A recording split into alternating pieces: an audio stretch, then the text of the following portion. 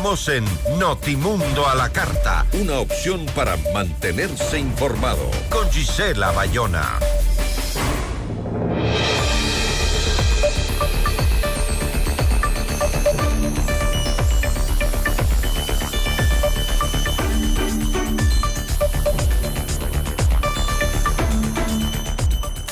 A una semana de que el presidente Daniel Noboa decretara un nuevo estado de excepción en 10 provincias y 3 cantones del país, la gran pregunta sigue siendo la misma. ¿Estas medidas excepcionales están golpeando realmente al crimen organizado o Ecuador se está acostumbrando a vivir permanentemente bajo estados de excepción sin que la violencia ceda?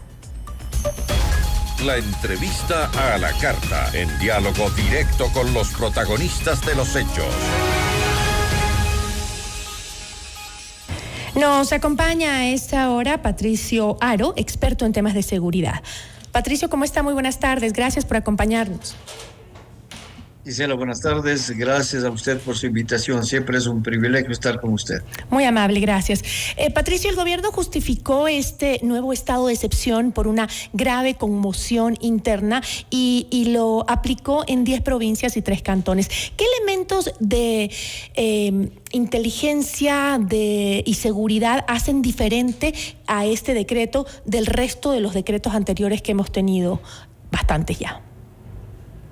Sí, en efecto, un estado de excepción no diseña per se un escenario de conflicto. Un estado de excepción lo complementa en la medida que puede obtenerse información, puede capturarse a personas que están infringiendo o generando una situación de violencia, y es eso lo que está sucediendo. No hay diferencia con los otros estados de excepción, simplemente son los resultados con la aplicación de la fuerza los que van a dar esa medida, si hay o no diferencia. Entonces, ¿existe, es la pregunta de los ecuatorianos, o no una disminución significativa en el número de muertes violentas por cada 100,000 habitantes? Los índices de violencia están disminuyendo, los índices de inseguridad, es decir, los robos a domicilio, los robos a las personas, el secuestro exprés, las vacunas han disminuido. Entonces, eso podría determinar la medida exacta en que el estado de excepción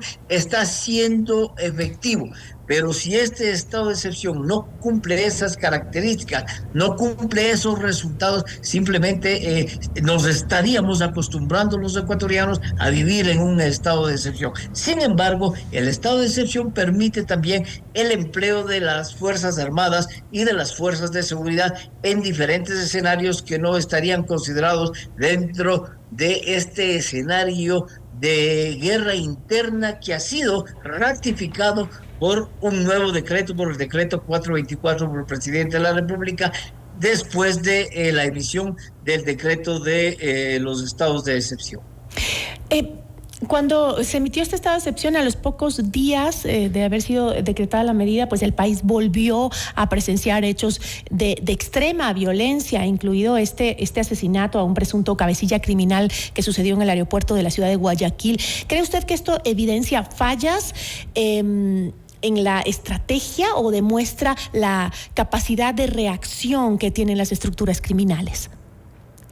Lo que demuestra el asesinato, y además por 2 niños, debemos eso insistir, son 2 niños los que cometen ese asesinato, convertidos estos niños en sicarios del crimen organizado, del crimen internacional organizado. Lo que demuestra es que la confrontación entre las organizaciones criminales están dentro de ese escenario de conflicto armado interno. Y lo que no queremos entender los ecuatorianos es que precisamente vivimos en ese conflicto armado interno, es decir, fuerzas perfectamente armadas, organizadas y lideradas se enfrentan entre sí o se enfrentan también a las fuerzas del Estado. Entonces, eso describe perfectamente lo que es un conflicto armado interno. Entonces, sí, ese asesinato tan espantoso que fue la muerte de un líder criminal que estuvo moviéndose por el país como Pedro en su casa, es decir, con todas las libertades, pasó los filtros de migración, pasó los filtros de seguridad sin ningún problema y fue asesinado. Es decir, lo que el Estado no conocía era que ese individuo, que era uno de los objetivos de alto valor del Estado ecuatoriano llegaba a Guayaquil. 2 niños sicarios sabían que él estaba arribando a la ciudad y se cometió esa atrocidad. Claro, uno no entiende cómo es que no hay esa conexión entre las instituciones del Estado para saber que estos personajes se mueven, pero como quieren, ¿no? No hay esa conexión que debería haber con la estrategia de seguridad y el resto de instituciones del Estado.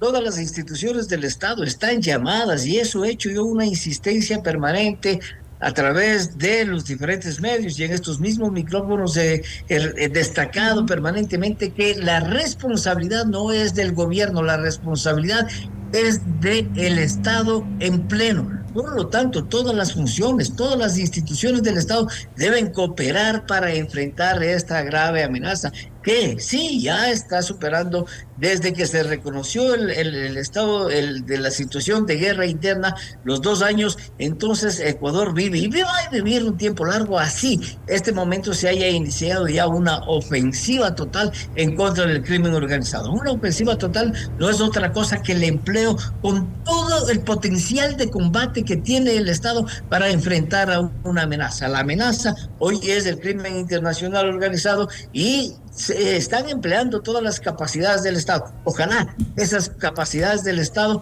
sean empleadas de tal manera que se alcancen esos resultados, es decir, neutralizar a los grupos que al interior del país están provocando esta situación de inseguridad para los ecuatorianos y que están necesariamente relacionados con organizaciones internacionales o con grupos que actúan de la misma manera en otros países, como vemos en Colombia o en el Perú.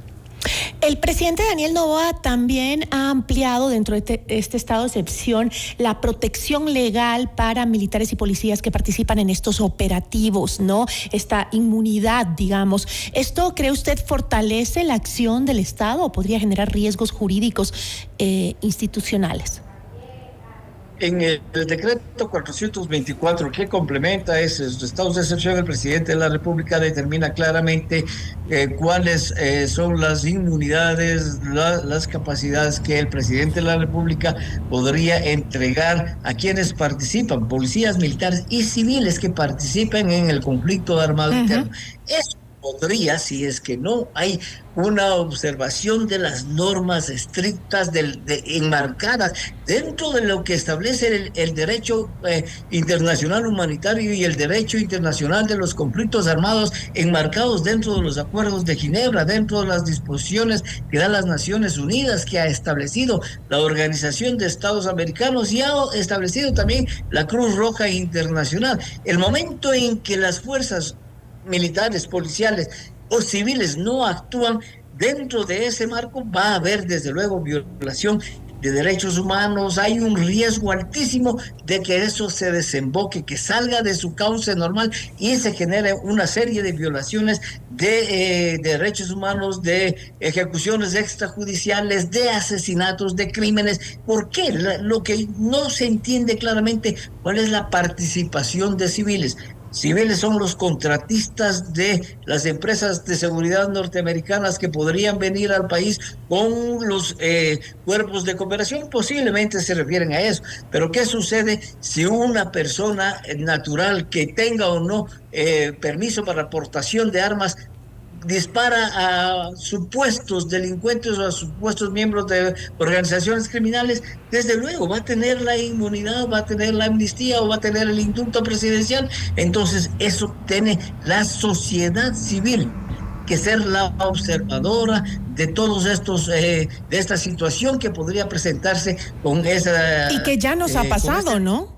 Ya nos ha pasado con la presencia militar en la urbe, o sea, nos pasó con los niños de las Malvinas, ¿no? Entonces, ahora esto podría hacer que este tipo de casos se puedan repetir. Podrían repetirse, y ahora insisto nuevamente con esta ampliación de juridicidad que se da a civiles que armados podrían cometer este tipo de actos. Entonces, dentro de la misma delincuencia podrían decir, sí, no, yo estoy defendiéndome, soy un civil que está garantizando la seguridad de los ecuatorianos. Entonces, eso es muy peligroso y desde luego tiene que, insisto nuevamente, que enmarcarse dentro de el derecho internacional humanitario, los derechos humanos y los convenios de Ginebra. Con eso me voy a quedar. Patricio, muchísimas gracias. A usted, Gisela, por la invitación. Muchas gracias. A la hora. Una buena tarde. Estuvo con nosotros Patricio Aro, él es experto en temas de seguridad.